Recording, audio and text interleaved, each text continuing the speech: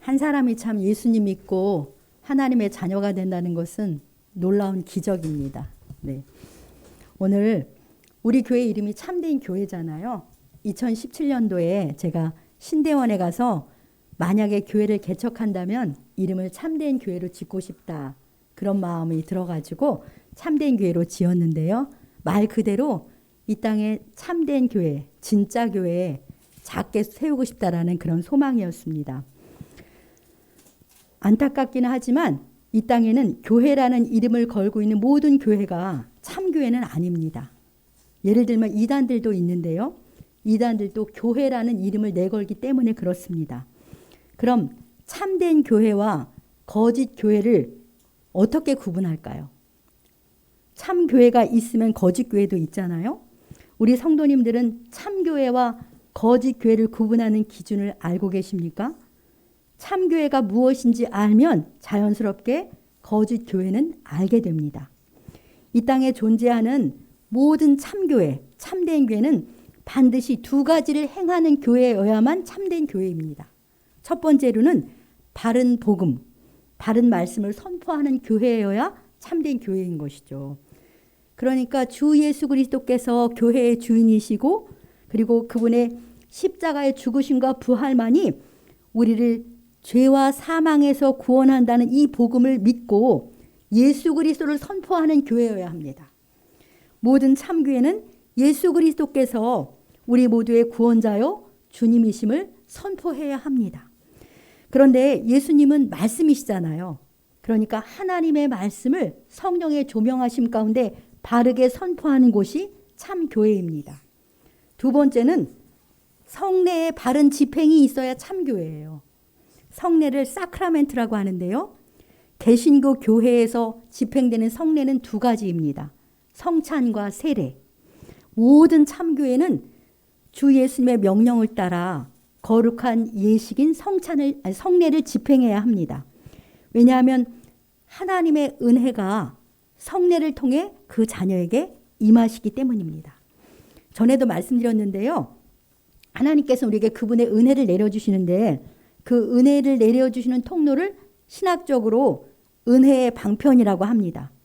하나님의 은혜의 방편은 하나님의 말씀과 성례 두 가지뿐입니다. 우리 최 집사님 가셔서 최효주 자매를 잘 데리고 오셨으면 좋겠는데, 네, 나가셔서 네. 그래서 하나님의 은혜의 방편은 하나님의 말씀과 성례 두 가지, 이 두 가지를 통해서 하나님의 은혜가 내려와요. 그래서 교회는 하나님의 은혜를 받아가지고 그 은혜를 세상에 흘려보내서 하나님 나라를 보여주고 하나님 나라를 세우는 그러한 존재이기 때문에 반드시 하나님의 은혜를 위로부터 받아야 하는 것이죠. 그 하나님의 은혜를 우리에게 흘려보내주시는 두 가지 통로가 바로 하나님의 말씀과 성례, 성찬과 세례입니다. 그래서 이 두 가지가 있어야만 참된 교회, 참교회인 것이죠. 우리 참된 교회 성도들은 이 사실을 잘 숙지하시고 참교회를 분별하는 분별력을 갖기 바랍니다. 우리 교회는 이름대로 참된 교회의 기능을 다하기 위해서 목사인 저는 이 원리를 따라서 교회를 인도하려고 힘쓰고 있습니다. 그래서 설교 때마다 가능하면 주 예수 그리스도를 선포하려고 해요. 거의 저의 설교를 들어보셨겠지만 거의 매번 예수 그리스도를 선포하고 있습니다. 참교회의 기능을 다하려고 하는 것이죠. 그리고 성찬은 보이는 말씀이에요. 이 보이는 말씀인 성찬을 통해서 떡과 잔에 임재하시는 그리스도를 만나고 주님과 연합하는 감격을 경험하게 하려고 1년에 4회 성찬을 하는 것입니다. 또 세례는 정말 중요한 성례인데요. 오늘 아까도 말씀드렸지만 마태복음 28장 19절 지상명령에서 말씀하셨잖아요. 그러므로 너희는 가서 모든 민족으로 제자를 삼아 아버지와 아들과 성령의 이름으로 세례를 베풀고 이 지상명령에 따라서 오늘은 성례의 하나님 세례를 베풀었어요. 우리 교회에서 행한 첫 세례입니다. 그래서 이 시간에는 세례의 의미에 대해서 하나님의 말씀을 듣겠습니다. 오늘 설교 제목은 나는 죽고 예수로 살게 하는 세례입니다. 사랑하는 성도 여러분, 오늘 말씀은요, 그리스도인으로서 정말 중요한 영적 진리이고 중요한 영적 개념입니다. 집중하여 들으시고 마음에 그 말씀을 자기 것으로 삼아서 적용하며 사시기를 소망합니다. 3절 말씀을 함께 읽어보겠습니다. 무릇 그리스도 예수와 합하여 세례를 받은 우리는 그의 죽으심과 합하여 세례를 받은 줄을 알지 못하느냐. 이 말씀에서 세례에 대해서 우리에게 가르쳐 주는 것이 무엇입니까? 첫 번째로 세례는 그리스도 예수와 합하는 것이구나. 그리고 세례는 그의 죽으심과 합하는 것이구나 라고 3절에서 말씀하시잖아요. 그렇습니다. 우리는 성삼위 하나님의 이름으로 세례를 받는데요. 이 세례는 예수 그리스도와 합하는 거예요. 합하는 겁니다. 그리고 그리스도의 죽으심과 예수님의 죽으심과도 합하는 건데요. 여기서 합하다. 합하다라는 단어의 원어적 의미는 안으로 들어가다예요. 안으로 들어가다. into, 영어로는 into에 해당하는 단어예요. 그러니까 세례를 받는다는 것은 내가 예수 그리스도 안으로 들어가서 그분과 하나가 되는 거예요. 그분 안에 들어갔으니까 하나가 됐으니까 그분이 죽으실 때 나도 거기서 같이 죽은 것이죠. 이것이 오늘 이 3절 말씀의 의미입니다. 세례의 의미가 3절만 봐도 참 놀랍고 깊습니다. 오늘 세례를 받은 효주 성도님과 이미 성삼위 하나님의 이름으로 다 여기 세례를 받은 줄 아는데요. 세례를 받은 우리는 예수 그리스도 안으로 들어가서 그분과 연합하여서 이미 그때 하나가 된 거예요. 하나가 되었습니다. 예수님 안으로 이렇게 들어가서 내가 그분과 연합했기 때문에 예수님이 십자가에 달려 죽으실 때 나의 옛사람도 거기서 같이 십자가에 못 박혀 죽은 거예요. 이것은 우리의 이성으로는 다 이해할 수 없는 하나님의 신비, 하나님의 신비에 속한 거예요. 이것은 신비로운 현상이지만 세례받은 우리에게는 영적으로 분명히 일어난 사건입니다. 그렇기 때문에 우리는 이 사실을 믿음으로 받아들이고 실제 그렇게 여기고 사는 거예요. 여긴다라는 게 영어로 어카운팅이거든요. 그렇게 나를 계산해 놓고 살아가는 거예요. 그런데요, 세례에는 두 가지가 있어요. 세례에는 두 가지가 있는데요. 방금 전에 제가 효주자매에게 베풀었던 세례는 물 세례고요. 또 하나는 성령 세례가 있습니다. 성령 세례는 우리가 예수 그리스도를 나의 구주로 믿고 예수님을 주님으로 마음에 영접할 때 성령님께서 내 안에 오시는 것을 성령 세례라고 해요. 성령 세례에 대해서 또 예수님 믿고 난 한참 뒤에 뭐 은사가 임한다든지 그런 건 성령 충만이라고 하고, 성령 세례는 예수님을 내 마음에 참 구주로 영접할 때 성령님이 오시는 걸 성령 세례라고 말합니다. 그러니까 여기 계신 우리 성도님들은 십자가에서 죽으시고 부활하신 주 예수님을 나의 주님으로 그리고 나의 구원자로 믿고 마음에 다 영접하신 분들인 줄 믿습니다. 여러분들이 그렇게 예수님을 믿고 마음과 삶에 예수님을 영접할 때요, 성령님께서 여러분 마음 안에 오셨잖아요. 그 성령님이 내 마음에 오신 것이 바로 성령 세례입니다.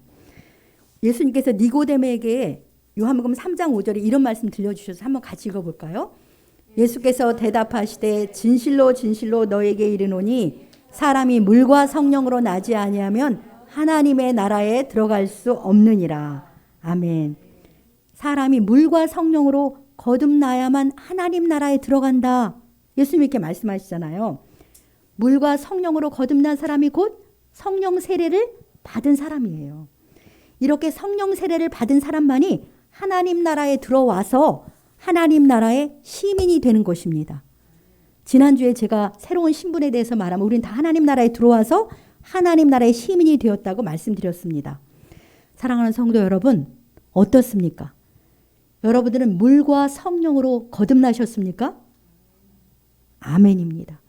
그럼 여러분들 마음 안에 성령님 와 계십니까? 아멘. 그러면 여러분들은 다 성령 세례를 받으신 분들입니다.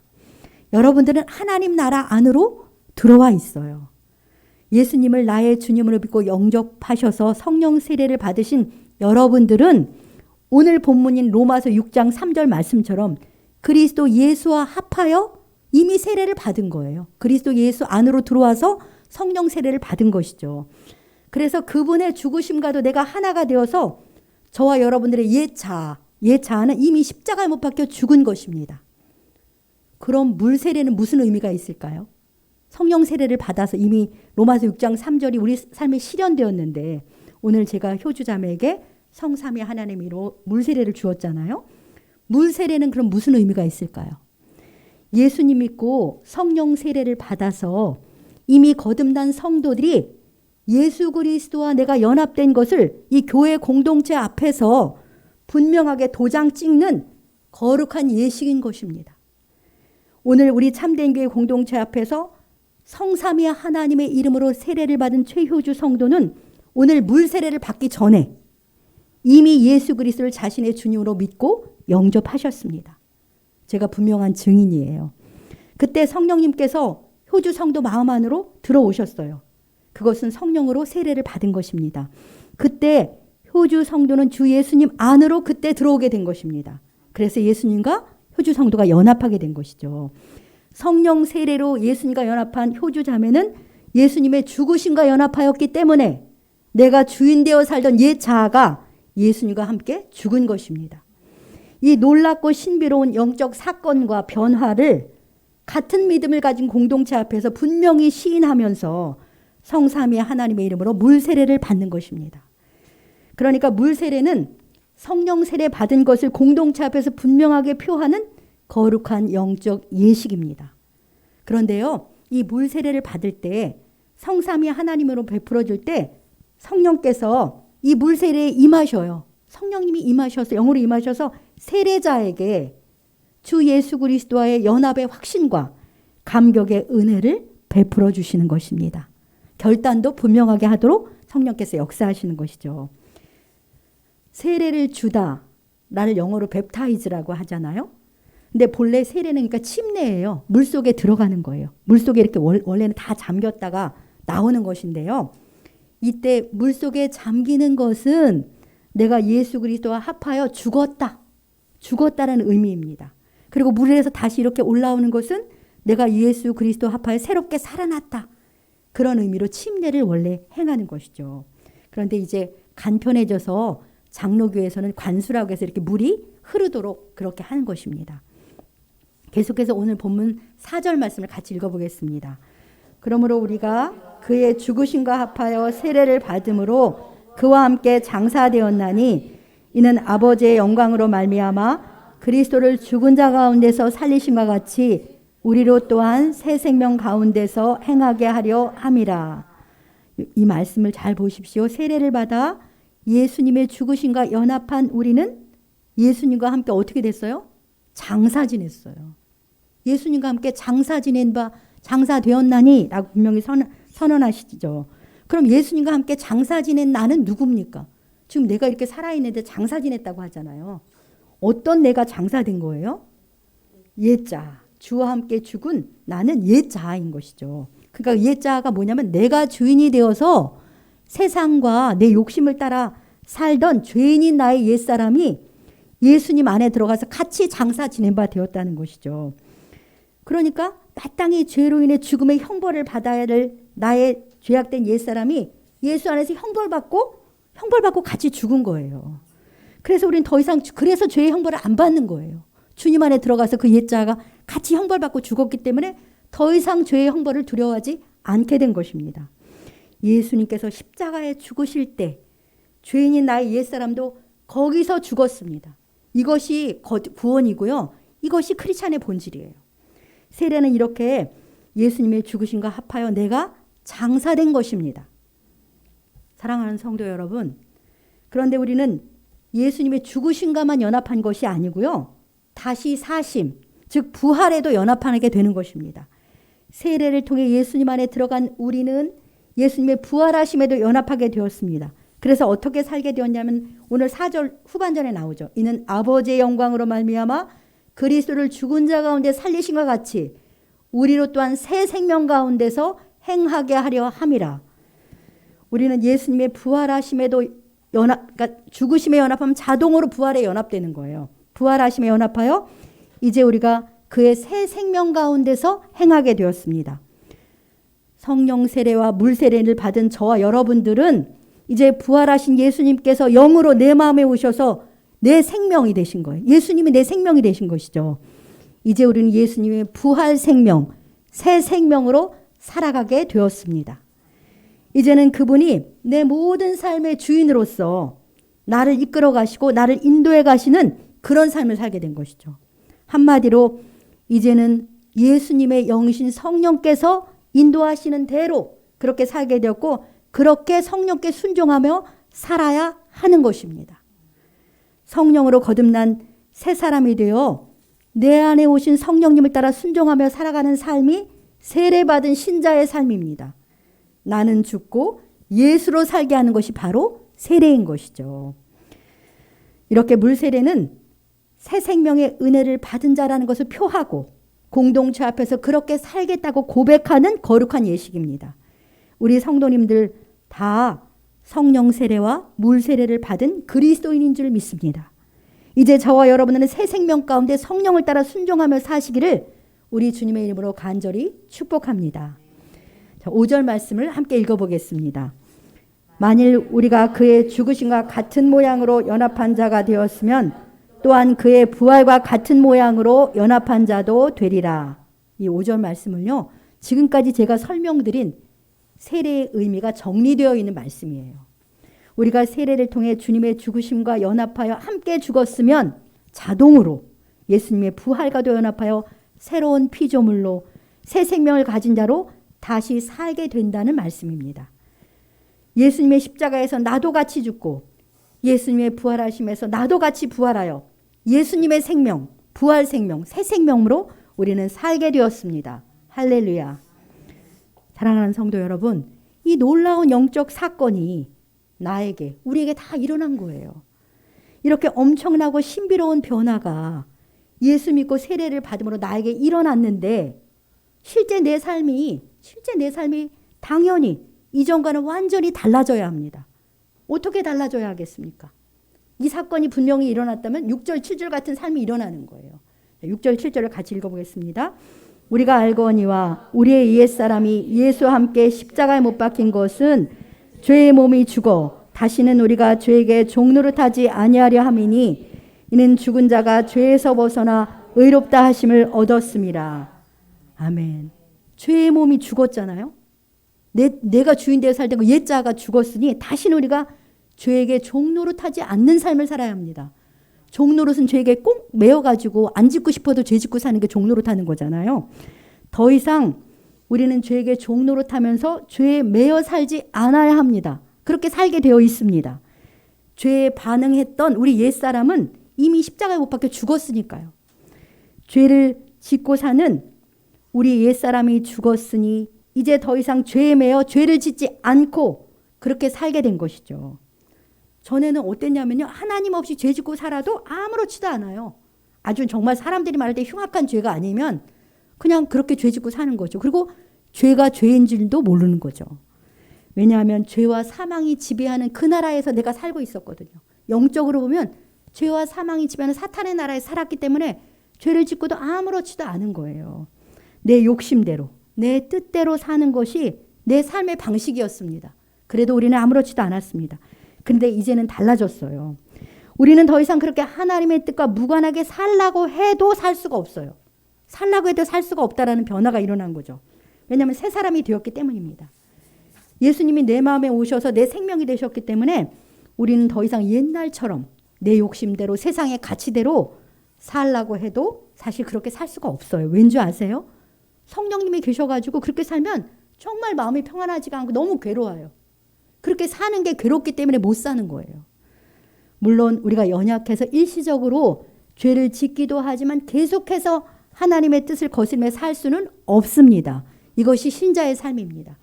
로마서 8장 14절이 그 말씀을 증거해요. 로마서 8장 14절 한번 읽어보겠습니다. 무릇 하나님의 영으로 인도함을 받는 사람은 곧 하나님의 아들이라. 아멘.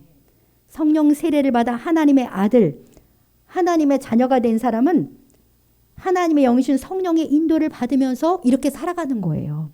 이제 물과 성령으로 거듭나 하나님 나라 안에 들어왔잖아요. 죄와 사망의 나라에서 하나님 나라 안으로 들어오셨어요. 이제는 하나님 나라의 법인 생명의 성령의 법을 따라 살아가는 것입니다. 지난주에도 설명했었죠. 하나님 나라의 법인 생명의 성령의 법을 따라서 우리는 살기 때문에 더 이상은 죄에게 종노릇하며 살 수가 없습니다. 하나님의 아들 되신 여러분들은 성령의 인도를 따라 살아갑니다. 만약에요, 여러분들이 하나님의 자녀라고 하면서도 여전히 내 욕심대로 살고 세상을 따라 살아간다면 여러분들의 영적인 상태는 아주 심각한 상태예요. 이렇게 진단을 내릴 수 있죠. 혹시 내 욕심대로 세상을 따라 살아도 정말 아무렇지도 않다면 그는 거듭나지 않은 사람이라고 볼 수 있어요. 새 생명이 그 안에 없는 경우일 수 있습니다. 새 생명이 없으니까 세상을 따라서 옛날하고 똑같이 살아도 아무렇지도 않은 거예요. 그는 내가 좀 이상하구나. 그리스도인 그룹에 들어와 있는데 그리스도인이 아닌가라고 한 번쯤 자문하셔야 됩니다. 그러면 어떻게 해야 되겠습니까? 그렇다면 지금 이 순간이라도 내가 죄인임을 인정하고 진심으로 주 예수님을 나의 주님으로 고백하고 예수님을 분명히 영접하셔야 돼요. 그런데 이런 경우도 있겠죠? 거듭나기는 분명히 했어요. 성령이 안에 오셨습니다. 그런데 영적으로 계속 성장하는 일을 힘쓰지 않는 거죠. 그래서 항상 영적 베이비 상태로 오랜 세월 동안 머물러 있는 그리스도인들도 있습니다. 이런 영적 미성숙 상태에 있다고 생각된다면 이제부터라도 영적 성장을 위해 힘써야 할 것입니다. 영적인 갈망을 가지고 하나님의 말씀에 귀를 기울이고 순종하며 간절한 기도로 주님께 나가야 합니다. 이 시간 우리 각 사람이 하나님 앞에서 자신의 영적 상태를 정직하게 진단하시기 바랍니다. 그리고 그에 따른 순종을 통해 진정한 변화가 있기를 소망합니다. 마지막으로 로마서 6장 11절로 13절 말씀을 읽고 말씀을 마무리하겠습니다. 함께 읽어보겠습니다. 뜻을 생각하면서요.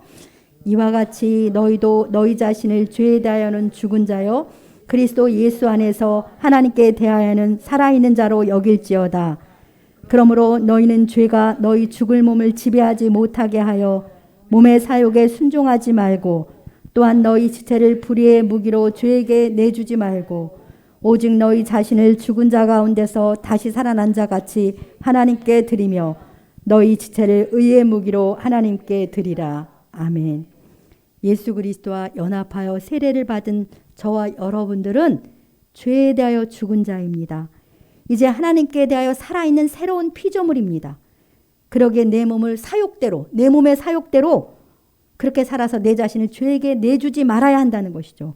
오직 예수님의 부활 생명을 가진 자로서 내 안에 계신 성령께 순종하여 의의 열매를 맺으며 살아가야 마땅합니다. 주 예수님과 합하여 세례를 받은 자로서 이제 나는 죽고 예수로 살아가는 저 우리 성도님들 되시길 주님의 이름으로 간절히 축복합니다. 네, 오늘 주신 말씀 생각하면서 기도하겠습니다. 이렇게 기도합시다. 하나님 아버지, 저희가 주 예수님을 믿음으로 성령 세례 받은 자 되게 하여 주셔서 감사합니다. 또한 성삼위 하나님의 이름으로 공동체 앞에 세례를 받아 주님과 연합한 자 되게 하여 주셔서 감사합니다. 이제 주님과 함께 죄에 대하여 죽은 자로서 더 이상 죄의 종노릇하지 않게 하시옵소서. 오직 우리 안에 생명으로 오신 예수님께 순종하는 삶을 살게 하시옵소서. 더 이상 옛자를 따라 살지 않고 거듭난 자로서 예수 생명으로 부활 생명으로 살게 하여 주시옵소서. 주여 한번 부르시고 간절히 기도하시겠습니다. 주여 하나님 아버지 감사합니다. 아버지 하나님